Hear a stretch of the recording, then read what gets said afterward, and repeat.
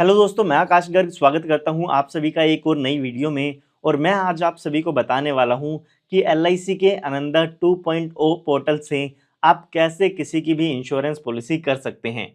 तो सबसे पहले आपको इस पेज पर आ जाना है। इस पेज का लिंक आपको इस वीडियो के डिस्क्रिप्शन बॉक्स में मिल जाएगा। यहाँ पर भी आप देख सकते हैं esales.licindia.in इसका लॉगिन यूआरएल है। ये पेज ओपन करने के बाद यहाँ पर आपको तीन ऑप्शन मिलते हैं, तो यहाँ पर आपको क्लिक करना है सेल्स कैंपेन्स पर। यहाँ पर लिखा भी हुआ है agent CLIA CO DO SBA और LICA can click on sales campaign to login. तो हम यहाँ पर इस ऑप्शन पर क्लिक करते हैं। ये क्लिक करने के बाद यहाँ पर आपसे आपकी यूजर आईडी पूछी गई है। तो अगर आप OTP के थ्रू लॉगिन करना चाहते हैं तो आपको इस ऑप्शन पे क्लिक करना है, और आपके पास अगर पासवर्ड है तो आपको इस ऑप्शन से लॉगिन करना है। तो यूजर आईडी में आपका जो भी एजेंसी कोड है वो आपको यहाँ पर एंटर करना होगा। ये एंटर करने के बाद आपको क्लिक करना है गेट OTP के ऑप्शन पर। उसके बाद जो भी आपकी एजेंसी में ईमेल आईडी रजिस्टर्ड है और जो भी मोबाइल नंबर रजिस्टर्ड है उस पर आपको एक OTP देखने को मिल जाएगा। उसके बाद यहाँ पर आपको ओके पर क्लिक करके वो OTP यहाँ पर आपको एंटर करना है। ये OTP एंटर करने के बाद आपको क्लिक करना है लॉगिन के बटन पर। तो जैसे ही आप लॉगिन पर क्लिक करेंगे तो उसके बाद यहाँ पर आपको अपना पासवर्ड क्रिएट करना होगा, अगर आप पहली बार लॉगिन कर रहे हैं तो आइए हम यहाँ पर पासवर्ड क्रिएट कर देते हैं। पासवर्ड को एंटर करने के बाद यहाँ पर आपको पासवर्ड को कंफर्म करना है और सेट पासवर्ड के बटन पर क्लिक करना है। उसके बाद यहाँ पर आप देख सकते हैं आपका जो पासवर्ड है वो सक्सेसफुली सेट हो जाता है। तो उसके बाद आप ओके पर क्लिक करेंगे। जैसे ही आप ओके पर क्लिक करेंगे उसके बाद यहाँ पर जो भी आपका आनंदा का पोर्टल है वो लॉगिन हो जाता है। सबसे पहले यहाँ पर एजेंट डैशबोर्ड दिया गया है, जहाँ पर आपकी लीड्स दिखने को मिलेगी जो भी आपने क्रिएट की है, आपके प्रपोजल देखने को मिलेगी, आपने कितनी पेमेंट कर दी है वो देख सकते हैं, आपने कितनी BOC जनरेट की है वो देख सकते हैं, और कितने प्रपोजल रजिस्ट्रेशन किए हैं, आपकी कितनी पॉलिसी है, वो सभी चीज़ें यहाँ पर आपको देखने को मिल जाएगी। उसके बाद सेकंड ऑप्शन आपको प्लान्स का देखने को मिल जाता है। जो जो प्लान्स के ब्रोशर है वो यहाँ से आप डाउनलोड कर सकते हैं।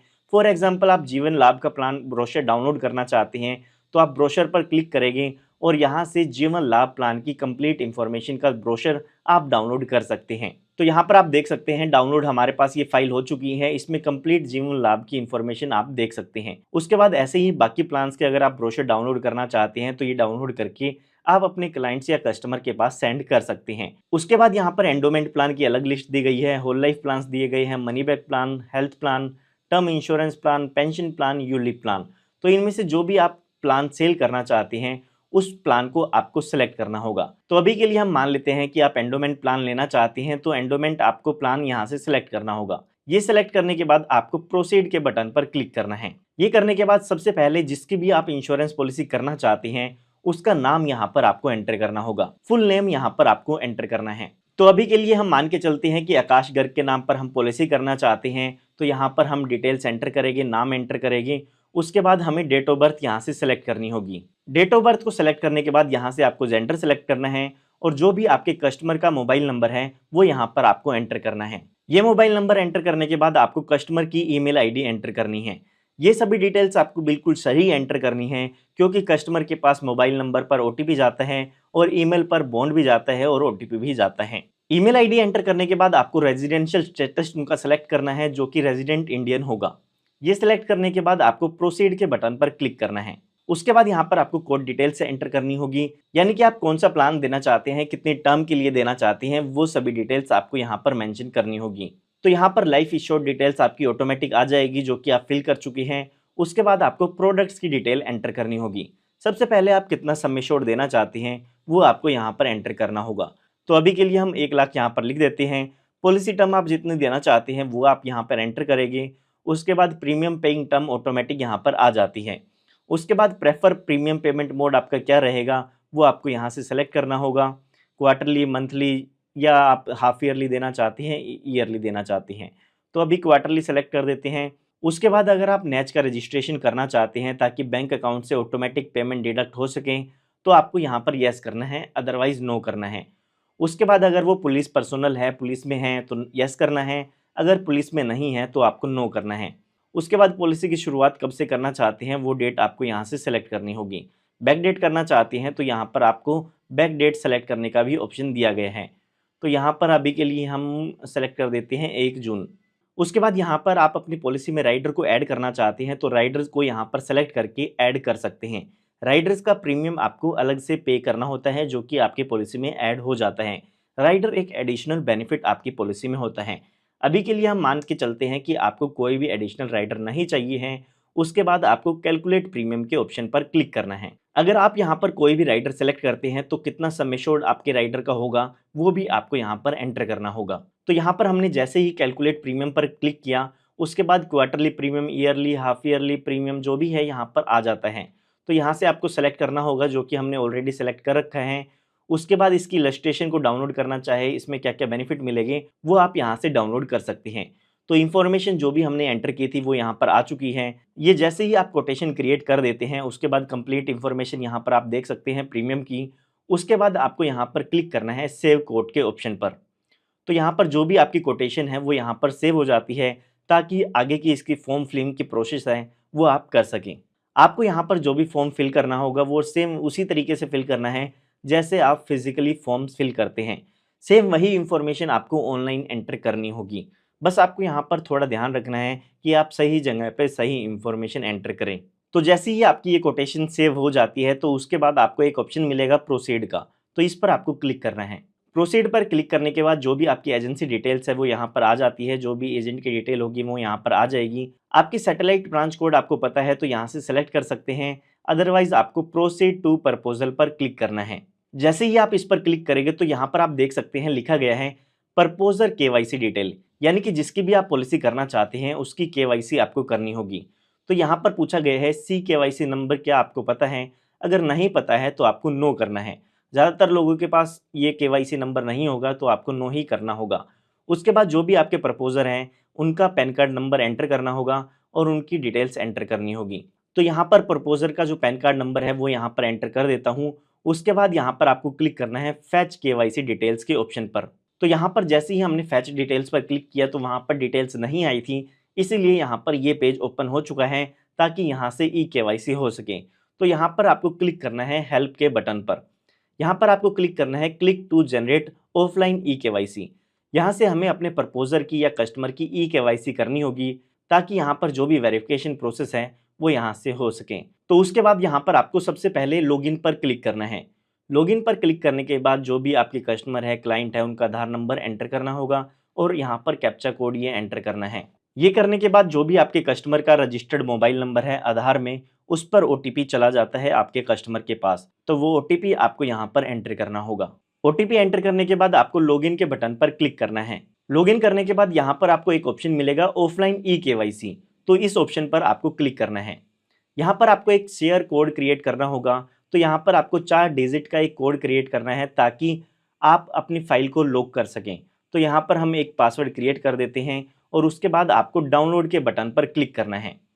यहाँ पर जैसे ही आप डाउनलोड करेंगे तो आपकी ई केवाईसी करने के लिए एक फ़ाइल आपके सिस्टम में डाउनलोड हो जाएगी। उसके बाद आपको फिर से अपने उसी पेज पर आ जाना है जो कि हमारा पहले हुआ था। उसके बाद यहाँ पर आपका कस्टमर का जो रजिस्टर्ड मोबाइल नंबर है वो यहाँ पर भी एंटर करना होगा। उसके बाद 4 डिजिट का जो आपने कोड क्रिएट किया है वो यहाँ पर एंटर करना है और आपके सिस्टम में जो फाइल डाउनलोड हुई है वो ब्राउज पर क्लिक करके यहाँ से सिलेक्ट करनी है। तो हमने ये फाइल डाउनलोड जो हुई थी वो जिप फाइल सेलेक्ट कर दी है। उसके बाद आपको कंटिन्यू के बटन पर क्लिक करना है।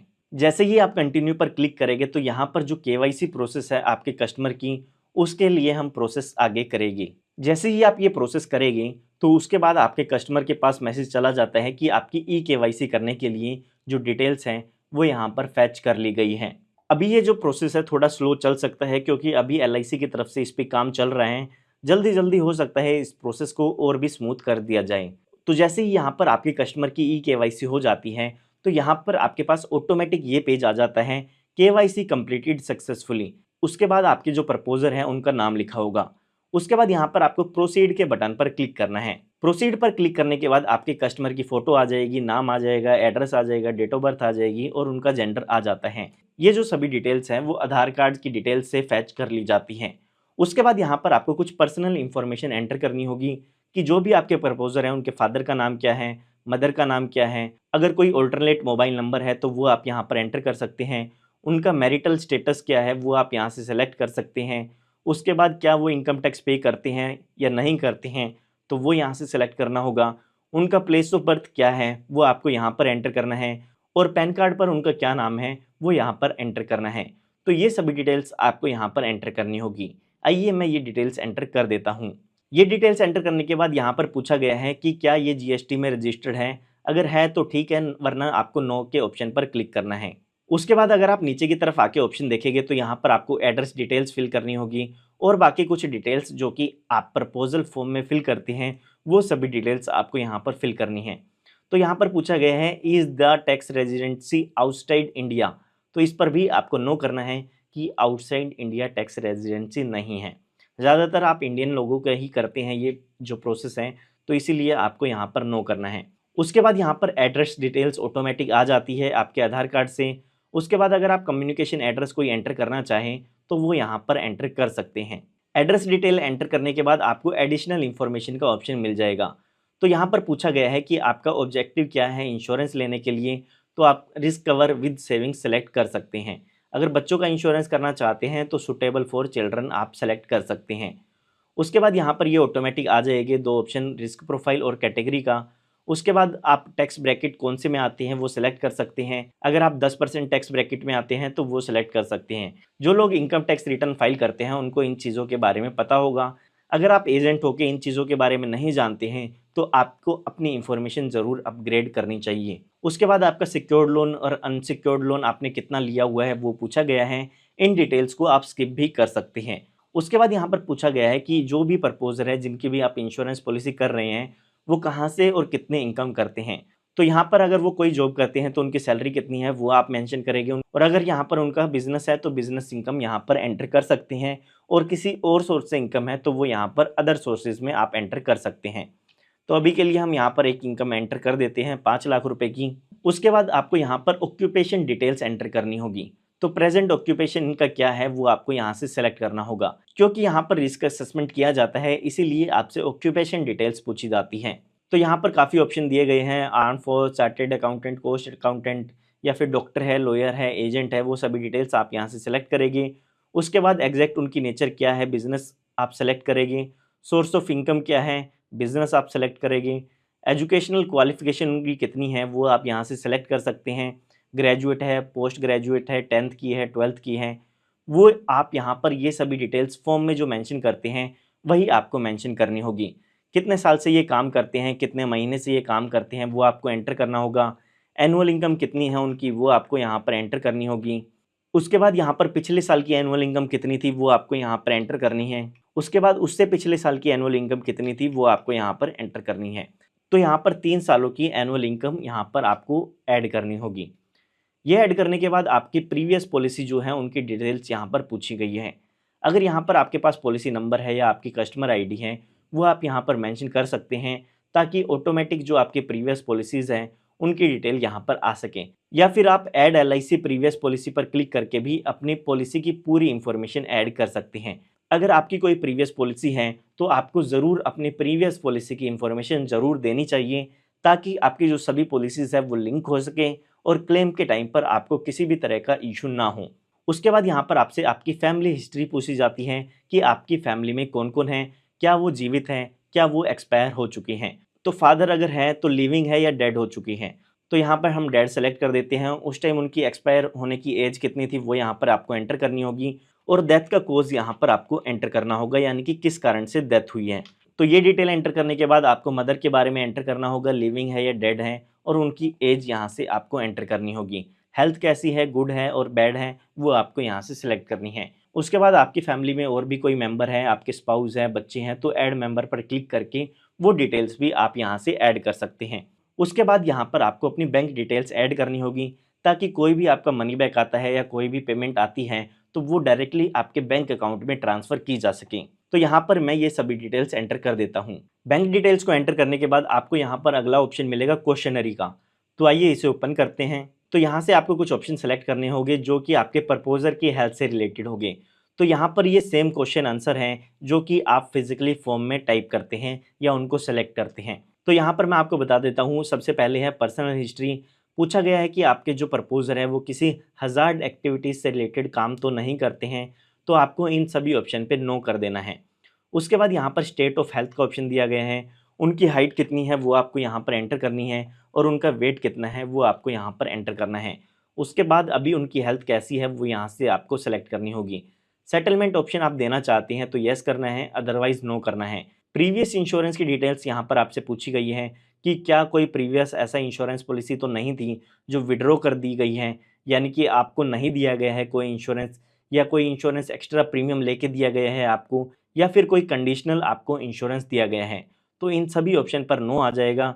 उसके बाद मेडिकली हिस्ट्री पूछी गई है तो इन सभी ऑप्शन पर भी नो आ जाएगा, अगर आपके जो भी क्लाइंट हैं वो बिल्कुल ठीक हैं। उसके बाद यहाँ पर पूछा गया है एनी ऑपरेशन हुआ है तो आपको नो करना है, अगर ऑपरेशन हुआ है तो उसकी डिटेल्स आप दे सकते हैं। तो ये सभी डिटेल्स पर नो आ जाएगा अगर आपके जो प्रपोजर है वो बिल्कुल फिट हैं। उसके बाद यहाँ पर फैमिली हिस्ट्री के बारे में पूछा गया है तो इस पर भी नो आ जाएगा अगर उन्हें कोई भी प्रॉब्लम नहीं है। उसके बाद यहाँ पर हैबिट्स के बारे में पूछा गया है कि आपके प्रपोजर अल्कोहल ड्रिंक करते हैं, नार्कोटिक्स लेते हैं, या किसी भी तरह का ड्रग्स लेते हैं, या स्मोक करते हैं, तो इन सभी ऑप्शन पर नो आ जाता है और आपको प्रोसीड के बटन पर क्लिक करना है। अभी यहाँ पर हमने ये ऑप्शन सेलेक्ट नहीं किया था तो इसलिए हमारी प्रोसेस नहीं हुई थी, तो यहाँ पर आपको टिक करना है ताकि कम्युनिकेशन एड्रेस और जो परमानेंट एड्रेस है वो आपका सेम हो सके। उसके बाद यहाँ पर आपको एरर देखने को मिलेगा, please fill previous policy details section for proposer. तो ओके पे हम क्लिक करेंगे। तो यहाँ पर अगर आपके पास कोई भी पॉलिसी नहीं है प्रीवियस की तो आपको इस पर टिक करना है और यहाँ भी आपको टिक करना है। यहाँ पर ये डिक्लेरेशन हो जाती है कि आपकी कोई भी प्रीवियस पॉलिसी नहीं है। ये दोनों ऑप्शन हमने सही से सेलेक्ट नहीं किए थे तो ये हमारा आगे प्रोसेस नहीं हुआ था। ये करने के बाद आपको प्रोसीड के बटन पर क्लिक करना है। जैसे ही आप प्रोसीड कर देंगे तो उसके बाद आपको नॉमिनी की इंफॉर्मेशन एंटर करनी होगी। तो यहाँ पर नॉमिनी की इंफॉर्मेशन हम एंटर कर देते हैं। जिसको भी आप नॉमिनी बनाना चाहते हैं उनका नाम एंटर करेंगे, उनकी एज एंटर करेंगे, उनका रिलेशन आप एंटर करेंगे कि मदर है, फादर है। उसके बाद कितना परसेंटेज आप शेयर देना चाहते हैं वो एंटर करेंगे। उसके बाद आपको ऐड के बटन पर क्लिक करना है और ये करने के बाद आपको क्लिक करना है सेव प्रपोजल पर। ये जो आपने प्रपोजल फॉर्म की इन्फॉर्मेशन है वो एंटर कर दी है। तो यहाँ पर आप देख सकते हैं आपकी जो एप्लीकेशन है वो सक्सेसफुली सेव हो चुकी है। ओके करने के बाद आपको प्रोसीड के बटन पर क्लिक करना है। ये करने के बाद यहाँ पर कहा गया है do you want to upload the document of the customer. तो यहाँ पर अगर कोई भी डॉक्यूमेंट की डिमांड होती है तो वो आपको यहाँ पर अपलोड करना होता है। तो यहाँ पर अभी कोई भी डॉक्यूमेंट की डिमांड नहीं है तो हमें प्रोसीड के बटन पर क्लिक करना है। ये करने के बाद यहाँ पर पूछा गया है कि आप बीओसी से पेमेंट करना चाहते हैं या फिर आप ऑनलाइन पेमेंट करना चाहते हैं।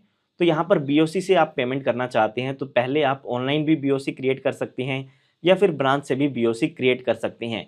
बीओसी का नंबर आपको यहाँ पर एंटर करना है और बीओसी की डेट एंटर करनी है। बीओसी जिनको नहीं पता है उनको बताना चाहूँगा कि आप ब्रांच में जाके बीओसी यहाँ पर ले सकते हैं, जिसके लिए आप प्रीमियम सबमिट करके और उसका बीओसी नंबर ले सकते हैं। तो अभी के लिए हम मान लेते हैं हम इसकी ऑनलाइन पेमेंट करना चाहते हैं तो हमें क्लिक करना होगा ऑनलाइन पेमेंट के ऑप्शन पर। ऑनलाइन पेमेंट के ऑप्शन पर क्लिक करने के बाद हमें प्रोसीड के बटन पर क्लिक करना है।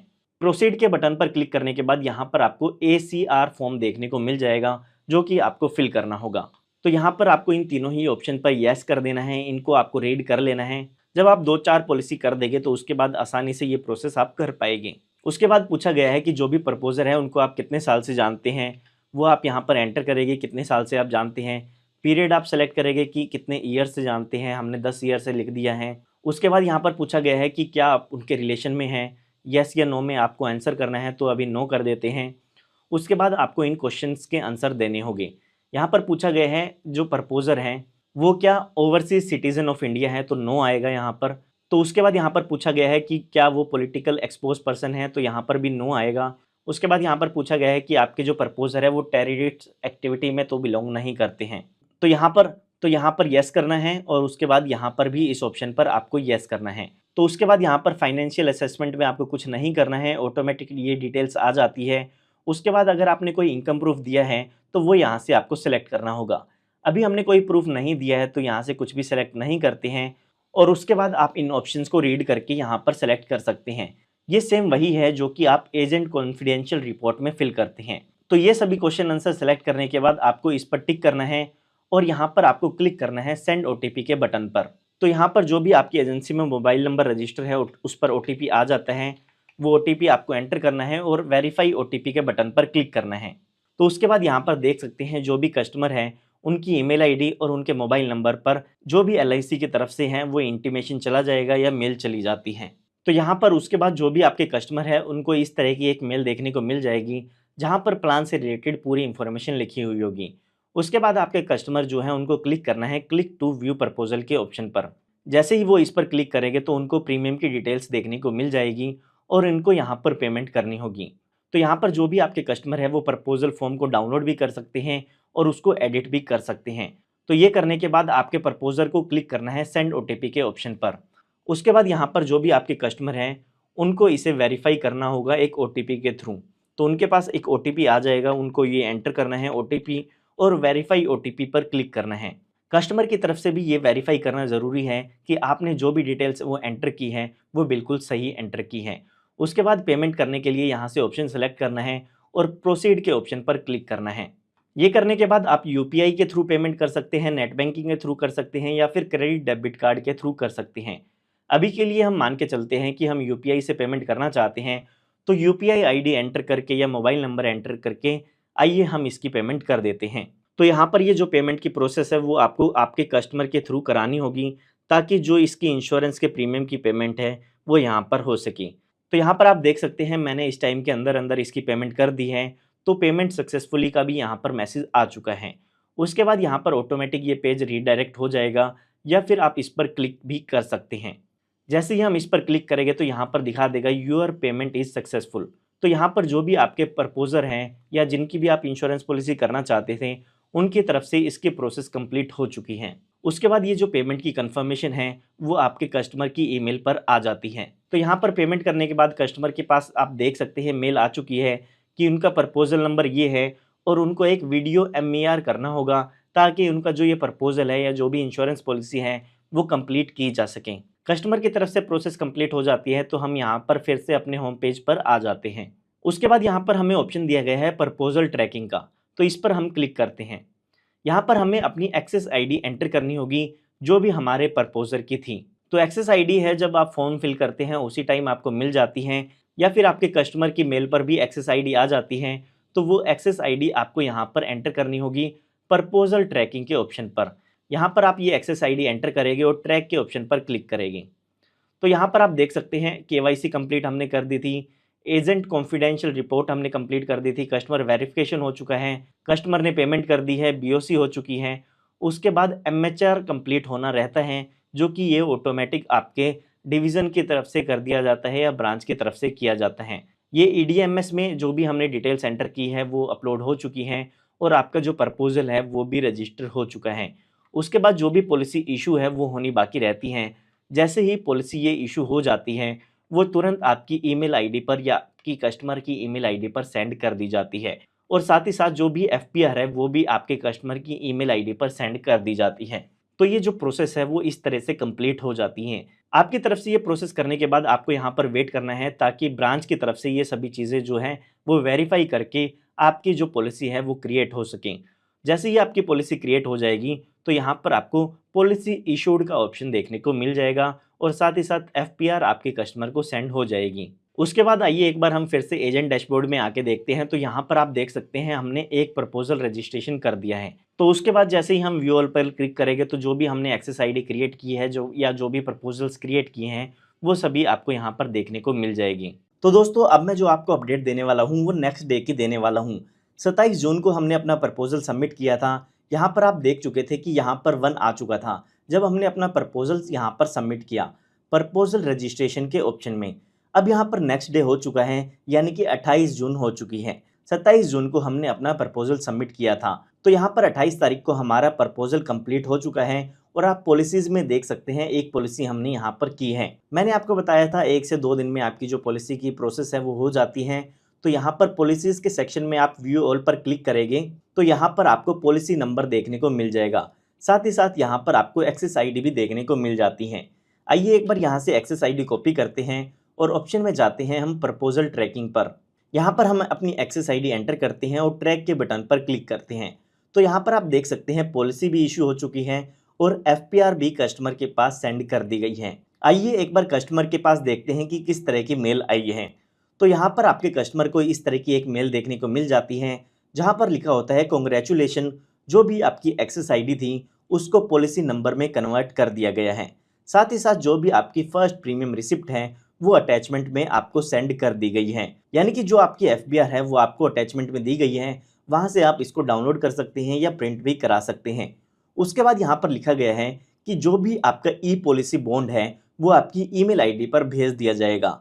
साथ ही साथ जो फिजिकल बॉन्ड है वो भी स्पीड पोस्ट के द्वारा आपको जल्दी आपके एड्रेस पर भेज दिया जाएगा। साथ ही साथ यहाँ पर अगर आप प्रपोजल फॉर्म को डाउनलोड करना चाहते हैं तो इस ऑप्शन से डाउनलोड कर सकते हैं। ये जो मैंने आपको मेल दिखाई है वो आपके कस्टमर को मिल जाती है। साथ ही साथ अगर आप एक एजेंट है तो आपके पास भी LIC की तरफ से मैसेज आ जाएगा कि आपका जो भी ये प्रपोजल था वो कंप्लीट हो चुका है। यहाँ पर अगर आप क्लिक करते हैं तो यहाँ से आप ये अपनी FPR को डाउनलोड भी कर सकते हैं। तो मैं उम्मीद करता हूँ कि आपको इससे कंप्लीट प्रोसेस समझ में आ गई होगी कि कैसे आप आनंदा से पॉलिसी कर सकते हैं। तो यहाँ पर मैं उम्मीद करता हूँ कि आनंदा 2.0 की मदद से आप भी अपने कस्टमर की पॉलिसी को ऑनलाइन ही घर बैठे कर सकते हैं। तो यहाँ पर आपने इस प्रोसेस में देखा कि कस्टमर को एक बार OTP तब देना होगा जब उसने एक eKYC की, और दूसरा OTP तब देना था जब उन्होंने पेमेंट की या जब उन्होंने वेरिफिकेशन की।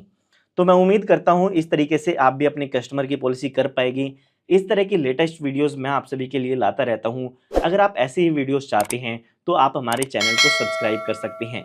अगर आपको इससे रिलेटेड कोई भी डाउट है तो वो आप कमेंट में मुझसे पूछ सकते हैं। जल्दी से जल्दी मैं उसका रिप्लाई करने की कोशिश करूँगा। जैसे ही मुझे आनंद से रिलेटेड कोई भी और अपडेट मिलती है तो उसकी अपडेट भी आपको इस चैनल पर ज़रूर मिलेगी। तो मिलता हूँ आप सभी को एक नई और एक्साइटिंग वीडियो के साथ। तब तक के लिए आप सभी को goodbye and take care.